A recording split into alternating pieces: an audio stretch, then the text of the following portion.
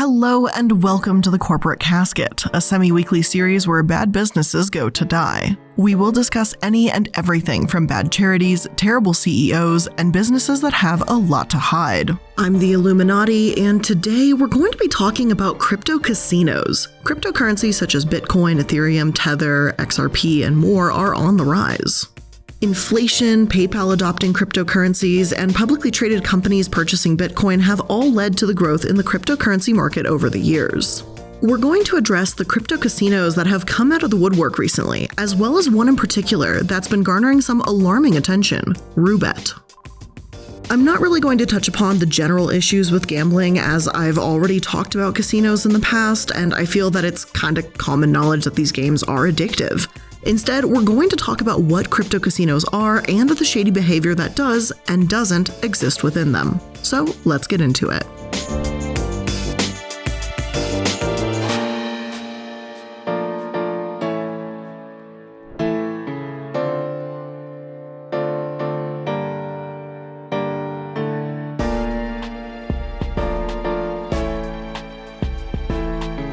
What exactly is a crypto casino? Well, as the name suggests, they're an online casino that accepts crypto tokens. They also can provide traditional casino fares like roulette, which enables a user to explore sports-based betting, online lotteries, and things of that nature. They're not really different from other online casinos, though crypto casinos will offer an in-house cryptocurrency wallet that allows you to place a bet from your wallet. This allows players more control over their funds. With the Litecoin casino, my source claims that players can make all their payments from Litecoin itself, sparing them the hassle and delays that come with traditional monetary systems for deposits. One source says that many users also prefer this wallet as well, since cryptocurrency wallets are more secure than a traditional debit card. They claim, Bitcoin casinos have high encryption and all transactions take place using blockchain. Another element that we can't ignore the security front in Bitcoin casinos is complete anonymity. Unlike traditional casinos, Bitcoin casinos don't require the disclosure of personal details. This enhances the security of the player's identity while keeping them from malicious people. Some sites, like LA Progressive, claim crypto casinos are absolutely worth the hype as they, quote, allow players to engage in online gambling from anywhere around the world securely and enjoy great bonuses, end quote.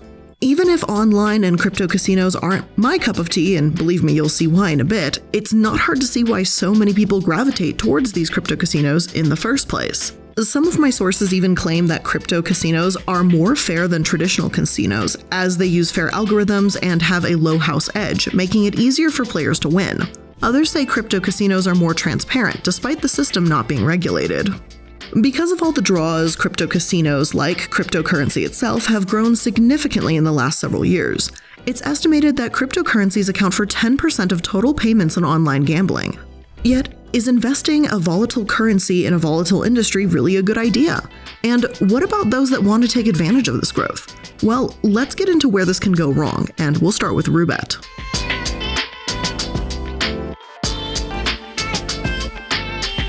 Now, I need to start off this section by saying that my sources aren't exactly the most reputable here. Mainstream news sites haven't really reported about this much, so while I normally wouldn't use casinoonline.bet as a source, there isn't really much option for trying to dig up whatever I can find about Roobet. So I just want to put that disclaimer out there. Anyway, according to this source, Roobet was founded in August 2018 in Belize. They claim Roobet was online in August 2018 for the first time. Firstly, they began with just their popular game Crash and Bitcoin deposits and withdrawals. After that, they created a new Roobet games like Mines, Dice, Towers, and the most popular, Roulette. Finally, they offer a number of different casino and Roobet games and techniques of deposit and withdrawal. Even you can play the live casino games like Baccarat, Blackjack, or various game shows. In 2021, Casino Roobet is one of the best crypto gambling sites. Other sources say they were established in Belize City, Belize in 2019, not 2018, but either way, they are a relatively new company. Users on Roobet can choose to bet with Bitcoin or Ethereum, two of the most popular cryptocurrencies we mentioned earlier. Roobet also tends to have a younger audience, as about 37% of the online gambling industry as a whole is 18 to 34-year-olds. And that's according to a recent UK survey, and that may not be the same within the US. Roobet also has a simple interface, hundreds and hundreds of games, and most of said games can allow bets as low as a penny up to thousands of dollars. So that makes it easy and more possible to win or lose, and in, my thought process, most likely lose more money, no matter how much you can spend, according to cultural history of the internet. Furthermore, Roobet comes across as having an informal tone. Nevertheless, this does not mean that it seems unprofessional or untrustworthy. Rather, it is a positive for the service because this informal atmosphere creates a welcoming, friendly website. Roobet is known as the most trustworthy cryptocurrency casino, so these positive reviews combined with the appealing tone successfully create an online casino that provides an enjoyable experience, with the only frustration being losing money. David Bright of timesofcasino.com writes about why some online gambling services are more successful than other sites. He cites convenient payments, secure and safe gambling, and good reputation as the most important factors that users consider when choosing a service. Given that Roobet fulfills all of these factors, it is not surprising that it has gained its success and reputation as a trustworthy online casino. Because Roobet was founded shortly before COVID hit, that also gave them a big leg up on the competition. COVID may have hurt these industries, but online gambling was not one of the said industries. People were stuck at home, bored, and looking for entertainment. And again, Roobet sure seems like it's one of the more trustworthy sites out there, and so many have gravitated towards it. So as long as you're careful, right, there's no problem here then. Interestingly enough, Roobet is actually banned in the United States. In fact, United States law states that no online gambling can operate within US territories. However, it's easy enough to get a VPN, mask your location, and pretend to be somewhere else, and then obviously still partake in Roobet and other crypto casinos. Roobet may not be allowed to operate within the US, but it still has a large American player base. There is some speculation that this will change in the coming years, considering what a large industry online gambling has proven to be, but for now, those that want to play Roobet in the US will be met with a "sorry, Roobet isn't available in your region" message, unless they use a VPN. The laws in the US and the UK do allow you to do this, to place bets while essentially pretending to be in other countries, but the laws in Italy don't allow you to use a VPN for gambling, while China and Russia don't allow you to use a VPN at all. So, aside from the obvious illegality that users face, what is so shady about Roobet? Well, what actually first brought my attention to this topic was a conspiracy TikTok from Ty the Crazy Guy that I was tagged in multiple times. Ty says that while all of this is just theory and speculation, there are some strange happenings when you play Roobet. First and foremost, he says Roobet is banned in the US, which, quote, raises some red flags. Now, as we mentioned earlier, online gambling as a whole is banned, so that's not what draws my attention to them. Yet, when you play these tabletop live streaming games, you're betting against the female employee Roobet hires, not just computers. And on occasion, strange things seem to happen to these women live on camera.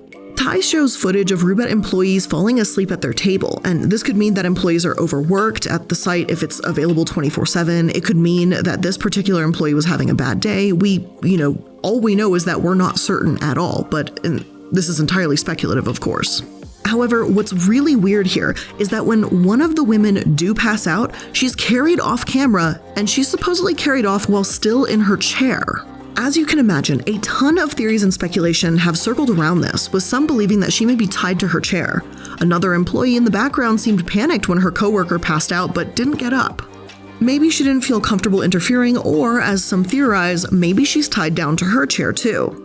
And lastly, some of the women at these live streams wear masks, and others don't. One of the women wearing a mask looks fairly similar to a missing woman that's been missing for some time. So again, conspiracies have circulated that the women in masks may have been missing women and they could have been trafficked, and we just don't know. Considering that the mask covers up the majority of her face, it's far, far too difficult to make a definitive judgment call here.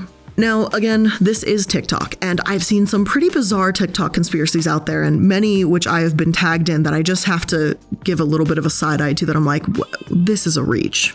One of which is about rabid people living in the forest, which is also talked about Ty in another video, so he already loses a lot of credibility for me. I actually just recently finished my own research about what goes on in national parks and stuff like that, and it's a lot less spooky and scary than you might think. But aside from the whole rabid forest people conspiracy, he even claims that Cardi B may be controlled by the Illuminati, which is absolute bull because I assure you I have not been controlling Cardi B. In fact, I haven't even spoken with her in years, so obviously not me. But even so, I figured I'd at least look into this because there is footage of these women falling asleep or passing out at tables, so let's see what is actually happening at Roobet. And before we continue on to talk about some of the more hard-hitting topics in today's episode, let's just take a quick break, a quick breather to thank today's sponsors. Long summer days are fantastic. The sun sets later, there's more to do in your day, and probably not really go outside because of coronavirus, but you can enjoy some time away from your computer screen at least. But that also means that my mind isn't always focused on making dinner, which is why I love switching things up with Daily Harvest, because it's an easy way to eat and also take care of myself. And look, Daily Harvest is simple. They send you delicious harvest bowls, flatbreads, smoothies, and more, and they're built on all organic fruits and vegetables. And you guys know I am a massive fan of their smoothies. Recently, now a big fan of their ice cream as well, the pistachio one. You hate on me, I don't care. I will not stop eating it. But also their smoothies, like anything with dragon fruit tastes so damn good. Like all of them are good, but anything with the dragon fruit, I'm in love. It's simple. Daily Harvest doesn't use any preservatives or sneakily add in sugar, and yet their meals only take minutes to prepare, and they're freaking delicious. And they prioritize using recyclable and compostable packaging because Daily Harvest is all about leaving the earth in a better place, and that's something that's really important to me. So get more time back and do you and take care of yourself this summer. Go to dailyharvest.com/casket to get up to $40 off your first box. That's dailyharvest.com/casket for up to $40 off your first box. dailyharvest.com/casket.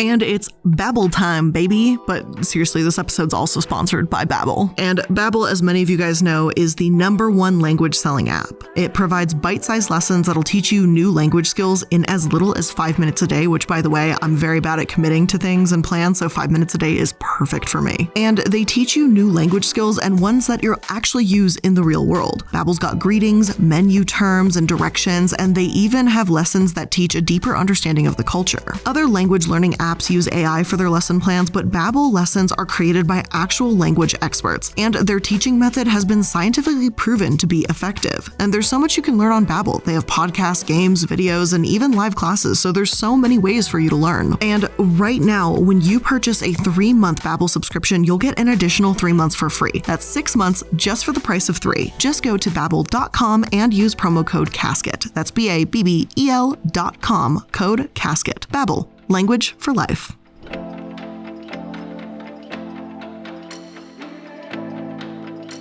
To start with, Roobet is owned by Tech House or Tech House 5 Limited, a company based out of Belize. The gambling streams themselves are run by Evolution Gaming, the world's largest provider of live gambling services, which is actually headquartered in Sweden. There have been some complaints about Evolution online, such as some that say bosses are overlords and difficult to work with, though reviews about Roobet are almost entirely positive. It's not to say that all of those are a lie or that they aren't happening. It's simply to say that those who've worked for this company, those who have had a job, seem to enjoy it. But what if they aren't treating all employees the same? Well, let's break down what Ty showed us, what's true and what isn't. I think the mask theory is the most easy to dismiss. In some of Ty's footage, there's some women that seem to be within relatively close proximity of one another as they're at different tables. Because of COVID, some people are still wearing masks while others feel comfortable taking them off. That's, I guess, a perfectly valid reason why some of these women may still be wearing masks and why others aren't. As for the other theories, let's begin to kind of break those down. According to one source, another aspect of the conspiracy theory, as explained by Ty the Crazy Guy, is that the dealers have been tied to their chairs. The video cites footage of one woman who appears to have been passed out and carried away in her chair by a group of male employees. Now, what's very offsetting about this video to me is that a bunch of men had to come and literally drag her out, but not just her, they dragged her on her chair, Ty the Crazy Guy says. Which made a lot of people, including me, really suspicious that they're forcing these women to work and tying them to the chairs so that they can't leave. I mean, why else would they have to drag the chair off with her? It's like she's attached to it. Yet a longer version of the same video shared by another account clearly shows the woman being picked up and carried away without the chair. It remains unclear why the woman appears to have fainted, but other videos on the @CarlaPeoples101 account dedicated to videos of the casino women show that they often appear sleepy and exhausted. So this Thai person either purposefully cut the footage of the women being picked up to make it look as if she was tied to the chair, or he's recklessly making these claims without doing a shred of research. I understand people get things wrong sometimes, and myself and my team, we get things wrong too, and it's really embarrassing when it happens, and we try to do better and we try to address it. However, accusing a company of abuse is a massive claim. Because online gambling is already seen as a shady industry, people are easily persuaded to believe the worst in them. But you cannot accuse someone of abuse without proof. The girl passing out is absolutely concerning, and I'm not saying that there's no abuse, that these women are not tied, or that there's zero reason to investigate how these employees are treated. But claiming that this woman may have been tied to a chair when footage clearly shows different, that's just kind of not cool. YouTubers like Tuv have covered this as well and said that women aren't tied to these chairs regardless of any other shady activity happening, and Reddit threads asking if they're okay have come to the surface. Though I think how Ty handled and warped the situation is not okay, I did want to keep digging and see if there is potentially something there, if there is a case of workplace abuse. I was able to find more women falling asleep as early as 2017, so this is something that isn't new with Roobet, but an online livestream blackjack as a whole. One video posted in August 2017 shows a woman struggling to keep her eyes open. However, the woman from the video actually commented below and said, "Guys, I'm cool, thanks for the support." Granted, though this was pinned by the poster, you can only really tell it's her from a profile picture. Is it possible that this woman was trafficked, being forced to work there, and when someone posted a video of her falling asleep, her boss demands she post a fake comment saying she's fine? Yes, certainly, that is absolutely possible, but without definitive proof either way, this is just, we don't have an answer. That's the answer here, is there is no answer. The clips of them falling asleep could have been taken at any time of night, as Evolution Gaming is open 24/7 and has 10 broadcasting units across the world. This doesn't feel like an issue of, oh, Roobet traffics women, but it seems more like an Evolution Gaming maybe having people working really late or long hours kind of thing. And again, I could be completely wrong. I don't work for this company, I haven't met these women, and as far as I can tell, no massive news outlets are reporting on the topic. This might be the claims that they are, but it could also be that these are tied to young women taking on late night jobs that are probably unfavorable to their living schedules. After all this, I still wanted to be sure that no stone was left unturned. Is it really just tiredness? That's the big question I wanted to try and answer here. Now, take this absolutely however you want. I very rarely include anecdotal evidence in my episodes, at least not without an abundance of testimony or proof to back up any claims. But in order to get a first-hand account, my researcher Allie got into contact with a former live blackjack dealer. And again, this is nothing more than anecdotal evidence, but she spoke with someone online that explained to her why in fact this job is so tiring and draining. According to this former dealer, falling asleep was actually pretty common, and they stated, "Just imagine someone working 5 days in a row with 12-hour night shifts each one of those days, doing the exact same thing by the table nonstop, so much so that everything you do is just automatic. Not just hand movement, but everything you say. You just repeat yourself again and again. It's impossible to stay fully awake like that. But of course, it's not always like that. My schedule was 3 days work and 3 off, 12-hour night shifts in each. And I did get talkative players pretty often, so there were times when I could break out of autopilot. Also, my company allowed us to play some minigames or read books when there was no players, but it's not like that for most companies. For most, if you don't have any players, you just sit there and stare at the screen. You're not allowed to talk with other dealers nearby. Also, companies like these are always short on staff, so it's very common for people to work huge overtimes. Especially the girls, because obviously there are tables in casinos that only want good-looking women dealers. But it's understandable. Most gamblers are lonely men, online especially, who just want to talk to a woman, even if it costs money.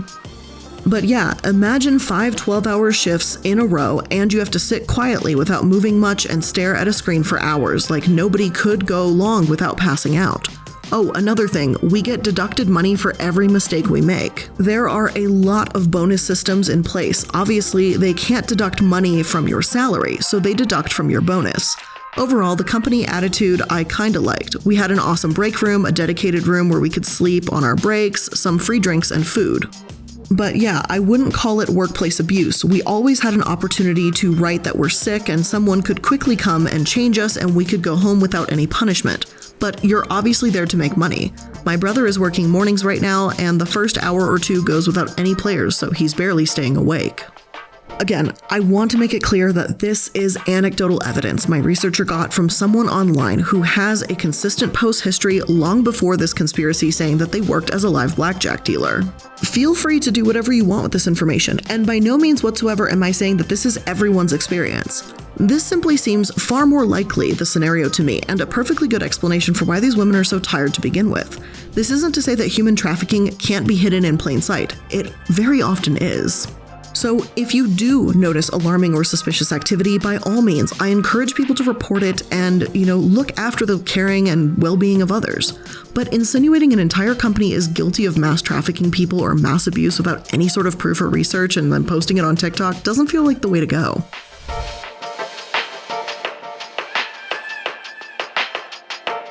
Now, just because these live blackjack dealer companies may or may not be guilty of abuse doesn't mean they're not guilty of something else.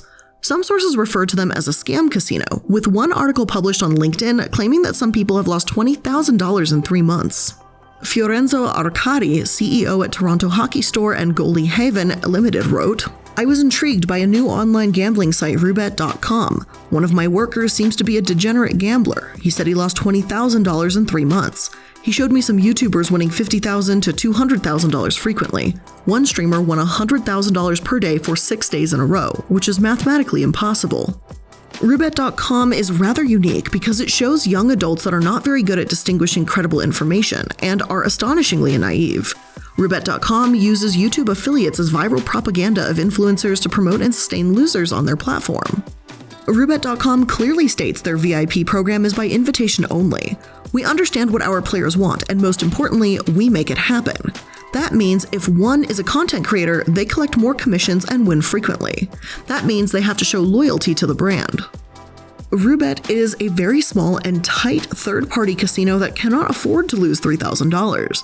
Roobet.com streamers is a cheap way to advertise their platform. You may see huge wins, however, it's mostly fake money given to them. It keeps everyone happy, including the pathological gamblers creating the content. YouTube pathological gamblers are staged affiliates to attract losers. Roobet has the worst RTP of any online gaming site in the world. If a loser does win, good luck withdrawing huge sums of money. A message will appear, your account will have been suspended due to violation of terms and conditions. My employee started working at 16 years old. He is now 17, close to 18. I was shocked he blew all his money on a gambling site. Though this is once again anecdotal evidence and the story of what one teenager did on the site, there is evidence to support this. Aside from that one kind of misinformed TikTok, another reason why I took a look at today's topic is because it's been recently reported that Twitch streamers are being paid thousands and thousands of dollars to promote and sponsor crypto gambling. Roobet is not the only crypto gambling site guilty of this by any means, and it's been happening more and more frequently. One user, Tyler Nicknam in Texas, is known as Trainwrecks to his 1.5 million followers. He'd go to slotsonstake.com and promote the site to his audience, encouraging them to use a VPN. Even if you are legally allowed to use a VPN to gamble, to promote this to a young audience leaves a bad taste in my mouth. According to Twitch's own statistics, 21% of their user base is divided between the ages of 13 to 17. Train does at least indicate that these videos are 18 plus, but many of the users actually accepting these sponsorships in the past months are members of Twitch's partner program. They are some of the highest tier streamers. Twitch claims they act as role models for the community, and I don't think I'd have much faith in a role model that advertises gambling. Not to mention, they're falsely advertising it as well. One article reads, "It wasn't my money," Matthew Miskiff Renato said on his Twitch channel in June. Renato, 26, said he was getting offers to do gambling streams for $35,000 an hour, double the price tag of his typical sponsorships, for 10-hour-long streams over the course of a month. One individual who works with multiple Twitch streamers says that tens of thousands of dollars per hour is normal for these streams. He had streamed gambling earlier this year, just 5 times in April, and says sponsors were fleshing out his crypto casino account, one with $5,000. Plus, he'd advertise affiliate links with attractive discounts. Despite the lucrative business opportunity, he decided to stop working with online crypto casinos in June. Morality came into play. It did. I felt shitty doing any type of gambling sponsorship, he later said. And I know people are like, Miskiff, you do sponsors all fucking day. If you download Dungeons & Dragons, what's the worst that happens? You lose $40 and a couple hours of your life. Gambling is different. And I am glad that he decided against advertising for these gambling sites. The legality is, as one attorney that works in gambling puts it, sticky. The underlying activity is illegal, even if US and UK participants aren't technically committing a crime. And again, these payouts and sponsorships are huge, so it becomes really difficult to resist. Taking on a questionable sponsorship because, hey, we all need to eat, that's one thing. Personally, I really don't want to advertise a company that I don't use. But advertising a form of gambling that's illegal in the States and needs a VPN for a workaround, that doesn't seem right at all. Another streamer, Mo Assad, promoted CSGO Diamonds, also played with house money without disclosing. They later admitted giving him advanced knowledge of the outcome so he could have winning results. They rigged it in his favor and presented it as a possibility that his fans could have the same. Another streamer, Bengston, was supported by none other than Roobet. According to my source, Bengston's account started with $15,000 in Bitcoin. He's playing Mines, think Minesweeper but with cryptocurrency stakes. 40,000 people are watching, his first bet is $2,000. He blows through the $15,000 in 40 seconds. I need to ask them for more bread, he says. We're going to pretend that just didn't happen. In his next round, $7,000 becomes zero immediately. Dismissing Mines, Bengston switches to slots. There's $15,000 in his account. The Roobet window is not on screen between when he loses all his money and money enters the account. At the end of the stream, he is up $203,000. He gives thousands in Roobet funds to his viewers. Though this may seem more honest than the other things we've heard about some sponsors thus far, it still paints Roobet in a positive light that doesn't really feel earned. I doubt that these streamers would actually use Roobet if it wasn't for these sponsorships. And I could be wrong, but misrepresenting winnings is extremely disingenuous. XQC, Trainwrecks, and Aiden Ross have all taken part in these gambling streams, and they often don't disclose that they are being given money with which to gamble. After all, you have to disclose a sponsored advertisement, not if you're handed money to gamble with. I'd argue there isn't much of a difference here, or maybe that there's a loophole in Twitch's rules that allows this, but it just doesn't feel right. I see gamblings becoming kind of fucking big these days, popular streamer and YouTuber Charles Moist Critical White said during a stream back in April. I was watching and it seems a bit dangerous. I think when you see one of your favorite streamers get a huge payday and you're like an impressionable 15 or 16-year-old. The criticism has only grown louder in recent times. Twitch needs to ban gambling streams full stop, Twitch World of Warcraft kingpin Asmongold said on Twitter last week. The amount of bullshit and pitfalls this is going to create for the next 6 months will fuck the website in so many ways we don't even realize yet. Just looking at EU gambling laws, anyone could see this will not end well. These channels defend themselves, with Trainwreck saying that he is authentic and transparent, and XQC has in the past brushed off complaints surrounding gambling streams. More recently, he has admitted that he has a problem and attempted to quit on numerous occasions, but it seems to be a bumpy road. When he revealed his payouts to his audience, he even suggested that he lost $300,000 because he gambled outside of a sponsored stream, effectively providing free advertising. But he claims to have won almost $3 million due to genuine addiction.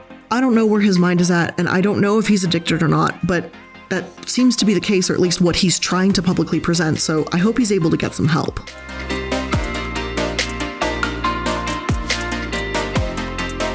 Now, as shady and controversial as these sponsorships may be, cryptocurrency sites aren't just sponsoring channels, but making their own. Twitch's casino section, which I didn't know that even existed, has a history of shady channels long before the recent months when Roobet has gotten especially popular. According to Kotaku, many casino channels don't speak, but they plaster their channels with so many casino ads that they look like the walls of Vegas alleyways. Casino Blast seems to be one of these unscrupulous channels, as in their 7-hour debut stream, they got over 25,000 concurrent viewers. Their stream just showed a simple jackpot game playing itself, hardly anything more. There is someone viewbotting to top the casino section and make more money, and his chat is full of bots with a list of about 20 common Twitch phrases, a Twitter user said to Twitch's official account yesterday. This is the weirdest thing I have ever seen. Every message received in the chat entered at almost exactly the 4-second mark every single time. One genuine user came into one of these suddenly popular casino channels and said, "Press 1 if you're not a bot." Not a single viewer did so. Yes, they could have dismissed the message as a troll, but even so, out of thousands of viewers watching, not a single one bothered. Many of these channels also advertise the same handful of gaming sites, so even though these channels are eventually banned by Twitch, they can effectively keep popping up, botting views, stream, gain some attention, then rinse and repeat. Although some of the streamers that we talked about earlier do make sure that they make sure their streams are marked as 18+, some channels don't do that, including these bot channels. Plenty of other sources have discussed how rampant gambling is on Twitch, and Eurogamer in particular says that Twitch doesn't respond when asked what they're doing to it, or they don't seem to take steps to prevent kids from accessing this gambling content either. And make no mistake, you might think, oh, what kid would even be interested in this? They probably just want to play Fortnite. Well, recent reports from the Gambling Commission in the UK have noticed that child gambling has risen in recent years, with COVID severely impacting these results as well. Though their sample size is smaller than in previous years, a bit less than a couple thousand students throughout England and Scotland, their studies show that 37% of 11 to 16-year-olds in Scotland and England have gambled in the past year. 9% spent their own money gambling within a week prior to the survey. About 2% are classified as problem gamblers and at risk. 58% have seen or heard gambling adverts, of which 7% claim this prompted them to gamble when they weren't already planning to. Even if these Twitch adverts only attract 7% of the kids that see them, that's still potentially thousands and thousands of children that may not know what they're getting themselves into.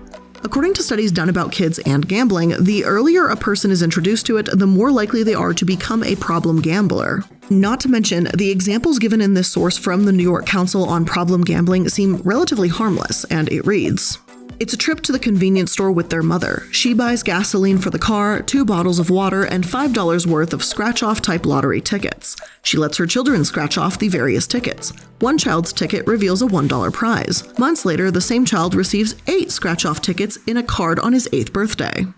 It's playing a game on their mother's iPhone that challenges children to beat more levels and earn fake coins. The children are excited when they move forward and stressed when they don't have the coins to continue playing.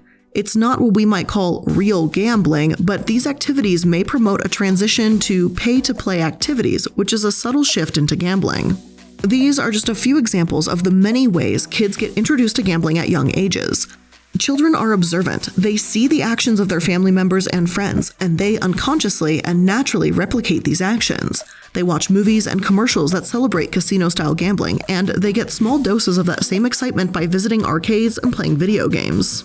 If these kinds of gambling, which as the site explains, aren't considered real gambling or isn't really child gambling, then I have to wonder how much more addicting actual online gambling would be. And I don't actually have to wonder because studies have shown that a whopping 20% of college students play online poker at least once a month, and as early as 2004, young teens started taking an interest in online gambling. 96% of children between the ages of 11 all the way up to 24-year-olds saw gambling marketing messages, and 6% of followers of traditional gambling accounts have been found to be minors in the UK. As much as all of this sounds like mindless statistics, the reason why I find it so important to address this is because, as it stands, there's very little protection in place. Asking a teen to know their limits and self-regulate when it comes to gambling is difficult enough, let alone when they're surrounded by these adverts. Roobet in particular does seem to attempt to curb these addictions. After all, if their service is consistently associated with addiction and users losing thousands of dollars, then the service loses its reputation. Therefore, on Roobet's homepage, they have a tab labeled Responsible Gambling, which offers tips about taking limits and setting deposit limits. They also have a self-exclusion policy where someone can choose to ban themselves. Once they do, the user is locked out of their account from anywhere between 6 months to 5 years, depending on what they choose. These tips don't stop anyone from gambling away all their money, but it's more responsible than I honestly expected from an online gambling service. Even so, whether it's Roobet or any other cryptocurrency casino, the murky, uncertain territory around them makes them well-suited to conspiracies. I do think they have issues that need addressing, especially when it comes to advertising to children and convincing streamers to lie for them, but tying women to chairs does not really seem to be one of them. All in all, I won't pretend like online gambling is a good thing. If you have fantastic self-control and partake in it regularly, then obviously that's your choice. Because of the risks of it being addictive and damaging people's lives and the lack of reputation, it's not something I can support. That being said, I think we do need to address these crypto casinos for what they are and for the problems they do create, not the conspiracies. But with that being said, that's going to be the end of today's Corporate Casket.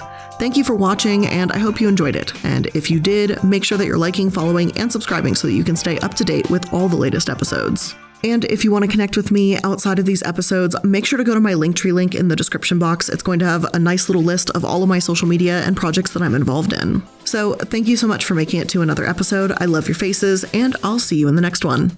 Bye!